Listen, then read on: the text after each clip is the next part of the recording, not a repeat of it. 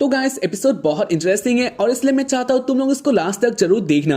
ये बहुत ज्यादा पसंद आया है तो इसलिए मैं चाहता हूँ तुम लोग उसको लास्ट तक जरूर देख ही लेना। तो एपिसोड का स्टार्टिंग होता है और हमें दिखा चले ryuji को। जी इस सीरीज का मेन कैरेक्टर है और वो अलग ही जगह में होता है जहाँ पर उसके पास कुछ भी नहीं था। मुझे सोच रहा होता है ना जाने वो कहाँ पर है क्योंकि उसके पास कुछ भी नहीं था और इसकी बारी वो देखता है उसने कपड़ा भी नहीं पहना था, यानी ryuji नंगा था। बहुत अजीब होता है और इसी बीच ryuji के आगे कोई आ जाता है और इसके बारे ryuji अच्छी तरीके से देखता है और ये होती है एक लड़की। ये लड़की भी नंगी होती है और उसको देखकर ryuji बहुत डर गया था और वो सोच रहा होता है ना जाने उसके साथ क्या हो रहा है। इसकी बारी वो अपने आंखें खोलता है, यानी वो था एक ड्रीम में। खैर इसकी बारी वो सोच रहा होता है ना जाने उसने क्या देख लिया, इसके लिए बहुत भयंकर था। खैर इसकी बारी वो अपने आप को रेडी कर लेता है स्कूल जाने के लिए और इसकी बारी वो अपना डोर लॉक करके चला जाता है। मुझे अपने घर में अकेला रहता था। खैर इसकी बारी वो अपने स्कूल में जाता है और अपने दोस्तों के साथ बातें करता है। स्कूल में हमें दिखाया जाता है एक लड़की को जो की होती है मिसाकी। ताकि के बारे में कहा जाए तो ये ryuji के क्लासमेट है। खैर इसकी बारी ryuji इधर आ जाता है और इसको देखकर मिसाकी बहुत ज्यादा शर्मा जाती है। इसको देखकर हम लोग कह सकते हैं शायद से मिसाकी ryuji को चाहती है। खैर इसकी बारी वो लोग बातें करते हैं और उनका क्लास स्टार्ट हो चुका था। मेरी कहा जाते स्टूडेंट को जहाँ पर वो लोग पढ़ना नहीं चाह रहे थे। क्लास में किसी का भी मन नहीं होता, वो लोग बस टाइम को देख रहे होते हैं कब ये क्लास जाने वाला है। ये लोग ऐसे ही रट्टा मार रहे होता है किसी क्लास में। हमें दिखाया जाता है स्टूडेंट्स को जहाँ पर वो लोग पढ़ना नहीं चाह रहे थे, यानी वो लोग रट्टा मारे होते हैं। कोई बातें कर रहा था तो कोई गेम खेल रहा था, ऐसे ही वो लोग अपना टाइम पास करे होता है। खैर इसके बारे में दिखाया जाता है क्लॉक में जहाँ पर टाइम आ चुका था 12 PM का। इसी बीच कोई क्लासरूम का डोर खोल देता है जो कि बहुत जोर से होता है, तो इसके कारण सब लोग उसको देखने लग जाता है। इधर आ चुकी थी एक लड़की और उसको वो लोग पहले से ही जान रहे थे। लड़की बहुत भयंकर लग रही होती है और उसकी बारी वो क्लासरूम में एंटर करके किसी को ढूंढने लग जाती है। इसके बाद वो बहुत ढूंढती है और उसको ryuji मिल जाती है और इसकी कहानी वो ryuji के पास आ गई थी। ryuji सोच रहा होता है ना जाने इसको क्या हो गया, भी इसको पहले से ही जाना था। खैर इसकी बारी वो लड़की ryuji के पास आती है और उसको उठा के इधर से ले जाती है। हुए वो टीचर को एक एप्लीकेशन दे देती है और उसके कारण ryuji क्लास से जा सकता था और ryuji को लेके अपने कार में आ जाती है। ryuji के पास बहुत सारा क्वेश्चन था, वो सोच रहा होता है ना जाने ये क्या करने वाली है और उसके साथ ही ये कब इधर आ गई। इस लेडी का नेम है एरिको और ये ryuji को पहले से ही जान रही थी। खैर इसकी बारी वो लोग बातें करते हैं, साथ ही इसी टाइम में सारे स्टूडेंट भी सोच रहे होते हैं ना जाने ryuji का क्या हो गया। खैर इसके बाद सीन आता है कार में जहाँ पर एरिको और ryuji बातें कर रहे होते हैं। कहती है ryuji तुम पहले से बहुत बड़ी हो चुकी हो और साथ ही क्यूट भी। और उसके बाद ही वो ryuji के पास आने लग गई थी। देखकर ryuji कहता है वैसे तुम पहले मेरे क्वेश्चन का आंसर दो, तुम इधर कब आ गई? तुम बहुत टाइम पहले अमेरिका चली गई थी तो उसके बाद इतना ज्यादा अचानक से, और तुम्हारा काम क्या है, यानी तुम्हें क्या करना है? वो कहती है हाँ तुमने सही कहा, मैं आज ही इधर आई हूँ और उसके साथ ही मेरे पास एक प्लान है और इसके लिए मुझे तुम्हारा हेल्प चाहिए। ryuji कहता है वैसे ऐसा क्या प्लान है जिसके लिए मेरा ही हेल्प चाहिए, यानी इतना इम्पोर्टेंट? और इसके बाद वो कहती है हाँ सही कहा, ये बहुत इंपॉर्टेंट है और इससे मुझे बहुत प्रॉफिट होने वाला है तो इसलिए मुझे तुम्हारे हेल्प चाहिए। ryuji कहता है तो क्या तुम मुझे अपना प्लान बता सकते हो? और इसके बाद एरिको कहती है तो आज बीच के साइड में एक डीलिंग होने वाला है और ये बहुत इंपॉर्टेंट है। ryuji कहता है डीलिंग है तो इसमें क्या इंपॉर्टेंट होगा, हमें इधर क्या करना? और इसके बाद एरिको कहती है लेकिन मैं ये नहीं होने दूंगी, यानी मैं उस सामान को चुराने वाली हूँ। कहता है क्या तुम पागल हो चुकी हो? और इसके बाद एरिको कहती है नहीं वो पागल नहीं हुई है, जो सामान है वो बहुत कीमती है, ये एंसेंट है तो उसके कारण इसको एरिको को चाहिए। और इसके बाद ryuji कहता है, तो सुनकर ryuji कहता है अगर ऐसा बात है तो क्या उधर लोग भी होंगे जो कि हमें रोकने के लिए आएंगे? वो कहती है हाँ तुम बहुत इंटेलिजेंट हो चुकी हो, उधर लोग भी होंगे जो कि हमें मारने के लिए आएंगे। इसको सुनकर ryuji बहुत डर जाता है और वो कहता है नहीं वो ये सब नहीं करने वाला, तो वो दोनों उन सब के आगे कुछ भी नहीं होंगे और इसके कहानी वो दोनों मारे जाएंगे, तो इसलिए ryuji नहीं जाना चाहता। वो कहते हैं उसके पास पावर है तो उसकी कहानी वो लोग इस काम को करने वाले हैं। और ऐसे बात करते हुए वो लोग डेस्टिनेशन पॉइंट पे आ जाता है। जी और एरिको पहले ही आ चुके थे तो उसके कहानी उनके पास टाइम था और इसको देखकर एरिको ryuji के पास आती है और वो कहती है ryuji तुम पहले से बहुत सेक्सी हो चुके हो तो तुम मुझे अपने पास आने दो। और इसके बाद एरिको ryuji के पास आ जाती है। इसके बाद कार अप एंड डाउन होता है जो कि हमें नहीं पता चलता इसके बाद क्या क्या होता है, लेकिन सीन आता है रात का। जी और एरिको रेडी हो चुके थे और उसके बाद ही वो लोग देखते बहुत सारे कार्स इधर आ रहे थे। इसको देखकर एरिको कहती है तो ये सभी है इस डील को करने वाले। और इसके बाद ही वो लोग देखते बहुत सारे लोग इधर आ चुके थे जहाँ पर उनके पास एक बहुत बड़ा बैग था। इसके बाद ही वो लोग अपने ही बीच डील कर रहे होते हैं और उसको देखकर एरिको कहती है तो टाइम आ चुका है धमाका करने का। इसके बाद वो आगे चली जाती है जहाँ पर ryuji कहता है नहीं हमें ऐसा नहीं करना, लेकिन इसके बाद भी एरिको नहीं मानती, वो उन सबके आगे आती है। लेकर जो डीलिंग कर रहे थे उनके लोग थे वो लोग भी आगे आ जाते हैं और वो लोग कहते हैं कि तू कौन है, काम कर रहे हैं वो हमें करने दे तो तू बच जाएगी। वो कहती है लेकिन उसका प्लान अलग है और उसकी बारी वो उन सबके अटैक करने से पहले ही वो अपना अटैक कर देती है, जो एक मैजिक अटैक था और उसकी कहानी सब लोग बेहोश होने लग गई थी। अटैक ryuji को भी लग जाता है और उसकी कहानी एरिको उसके पास आती है और वो ryuji को बचा लेती है। पास टाइम आ चुका था इसको लेके भागने का, तो उसकी कहानी एरिको कहती है मैं बहन को लेके आती हूँ, तुम इस बैग को इधर ले आओ। वो जो कहती है ryuji वही करता है, यानी वो बैग को उठा के ले आता है, लेकिन इसके अंदर बहुत भारी सामान था, तो उसकी कहानी ryuji से देर हो जाता है। गार्ड गिर गए थे, वो लोग अपने होश में आ जाते हैं और उसके बाद ही वो लोग ryuji के काम को देख लेते हैं। वो लोग बहुत गुस्सा थे, तो उसके कहानी वो लोग अपने गन को निकाल लेते हैं। ryuji सोचता है ये टॉय भी हो सकता है, ये बस एक डील है, तो उसके बाद भी वो लोग कहाँ लोगों को मारने वाला है, लेकिन इसकी बारी ryuji को अंदाजा हो जाता है ये गन असली था। फायर करे होते हैं जो कि जानलेवा था। एरिको कहती है ryuji उस बैग को अंदर डाल, अंदर आ जाओ क्योंकि ये लोग बहुत भयंकर है, और इसके बाद ryuji वही करता है, वो बैग को गाड़ी के अंदर दे देता है और उसके बाद वो भी आ गया था। क्या गाड़ी स्टार्ट और वो लोग इधर से भाग जाते हैं, लेकिन उनका पीछा करते हुए वो लोग भी पीछे आ चुके थे। वो लोग फायरिंग भी कर रहे होते हैं, जो कि उनके लिए डेंजर था। ryuji सोच रहा होता है इसके अंदर ऐसा क्या हो सकता है जिसके लिए वो लोग इतना पागल हो सकते हैं।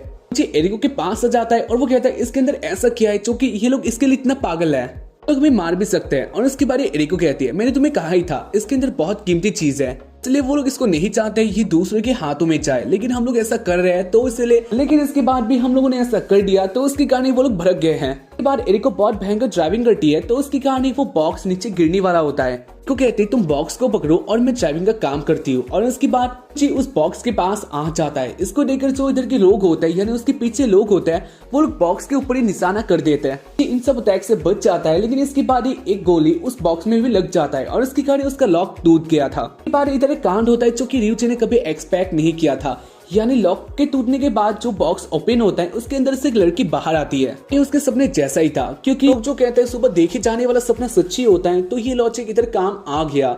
वैसे अगर तुम लोग इसके बारे में पहले से जानते हो तो मुझे कमेंट बॉक्स में लिख देना, क्योंकि मुझे पता था। आई नो मैं बहुत ज्यादा इंटेलिजेंट हूँ, तो उसके कारण मैं जानना चाहता हूँ मेरे जैसे और कौन कौन ये वीडियो देख रहा है, बॉक्स में लिखना मत भूलना। खैर इसके बाद हम लोग बढ़ते हैं आगे। ryuji इसको देखकर बहुत ज्यादा शॉक्ड हो चुका था। वो लड़की जो इस बॉक्स के बाहर आती है वो ryuji के पास आ जाती है, इसी बीच उनके ऊपर फिर से फायर होता है और उसको देखकर वो लड़की बहुत गुस्सा होती है। इसके बाद वो अपना अटैक करती है, जिसका इम्पैक्ट बहुत ज्यादा था। जो उसके पीछे थे वो सबको जला देती है और उसके इम्पैक्ट इतना ज्यादा होने के कारण वो लोग बच जाते हैं। इस अटैक के यूज करने के बाद ही वो लड़की बेहोश हो चुकी थी, तो उसकी कहानी ryuji को कहती है उस लड़की को मेरे साथ ही ले आओ, क्योंकि ये हमारे लिए इम्पोर्टेंट है। इसके बाद एरिको और ryuji एक साथ मिलकर उस लड़की को अपने घर ले आते हैं। इसके बाद ryuji अपने अपार्टमेंट में जाने वाला होता है, लेकिन इसी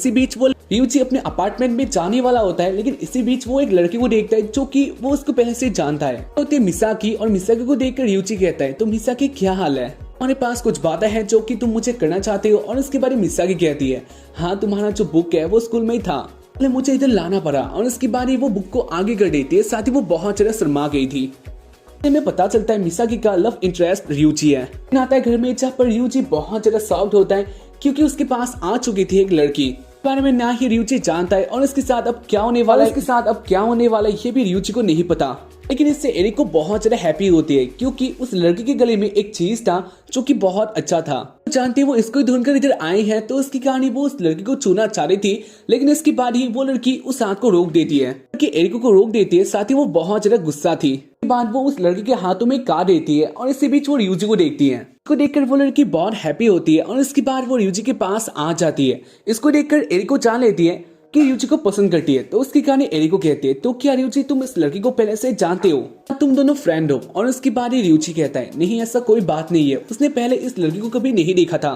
तो ये भी बात है ना जाने ये लड़की मेरे साथ ऐसा क्यों कर रही है, मैं इस लड़की को नहीं जानता। वो लड़की ryuji के बहुत पास आ चुकी थी, और इसके बाद वो ryuji के साथ खेलने लग गई थी। लेकर एरिको ryuji के पास आती है और वो कहती है क्या ryuji तुम कुछ जानते हो। और इसके बाद वो ryuji को छूने लग गई थी, लेकिन इसको देखकर उसको फिर से गुस्सा आता है कि एरिको को रोक देती है। और उसके बाद इसको देखकर एरिको जान गई थी वो ryuji के पास नहीं आ सकती। बारी एरिको सोच रही होती है ना जाने ये कौन है, तो उसकी कहानी वो सोसाइटी लिस्ट को ढूंढ रही होती है, ताकि वो उस लड़की के बारे में जान सके। इस लड़की का जहाँ पे घर है वो लेके इधर से जा सके, लेकिन उस लड़की के बारे में इधर कोई इन्फॉर्मेशन नहीं होता। और उसको देखकर वो लोग शॉक थे कि कोई ऐसा कैसे हो सकता है। खैर इसके बाद वो लोग बातें कर रहे होते हैं, इसके बाद वो लोग क्या करने वाला है। कहता है वो पुलिस को बता देगा, और इसके बाद ये लड़की फिर से अपने घर जा पाएगी। तो इसके लिए पहले तो ना करती है, लेकिन इसके बाद ही वो उस लड़की को देखती है जहाँ पर उसका हाल चाल अच्छा नहीं था। एरिको कहती है हाँ तुम सही कह रहे हो, इसको अपने घर जाना ही अच्छा होगा। और इसकी कहानी वो इस बात को मान लेती है। ऐसे ही बातें करके एरिको को बहुत भूख लग किया था तो उसके कारण वो कहती है मुझे बहुत भूख लगा है तो